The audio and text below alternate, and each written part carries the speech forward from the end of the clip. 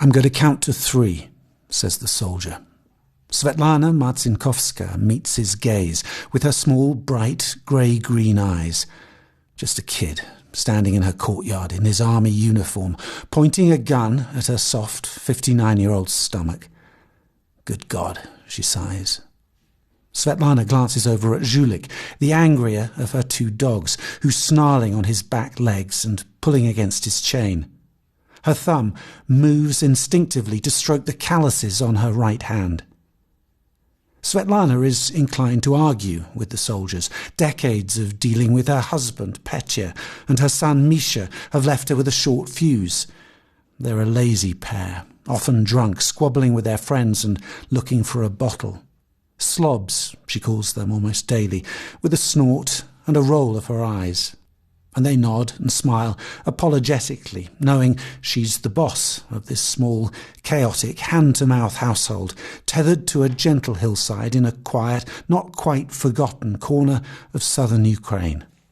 But now these young Russian troops have arrived, on a drizzly afternoon in early March, roaring through the village, churning up her vegetable garden, knocking down her favourite pear tree with their tanks. Motherfuckers.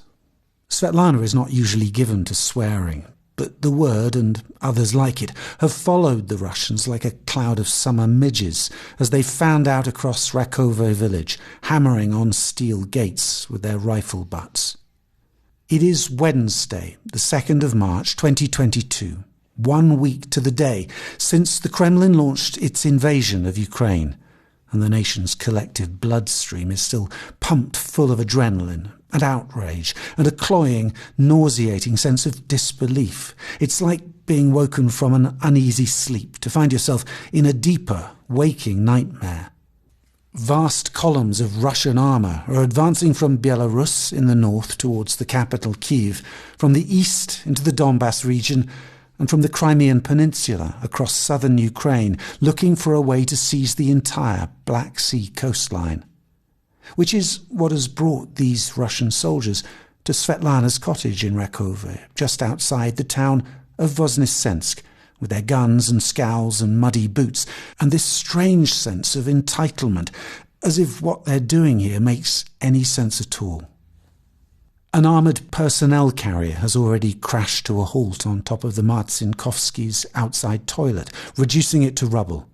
Then a tank poked its barrel through the roof of one of 3 ramshackle barns. Finally, 6 soldiers came charging into the cluttered yard, threatening to shoot Zhulik, trampling mud onto the linoleum inside the cottage, and now threatening to shoot her. "Why should I give you my phone?" Svetlana asks the Russian soldier. One hand holds her walking stick, the other rests defiantly on her hip. Her arthritic legs wobble slightly. The soldier, a Chechen by the look of him, says they're collecting everyone's mobiles to stop them warning the Ukrainian military. "Give me your phone. We're here to liberate you, to protect you." Svetlana won't let that go. She pulls her thick beige cardigan more tightly around her waist. From whom? Fascists, Zelensky and his Nazis. She snorts in contempt. "That's nonsense. You're just destroying everything," she says, staring straight at him. Which is what prompts the soldier to raise his AK-47, push it almost politely into Svetlana's stomach, and tell her he's going to count to 3.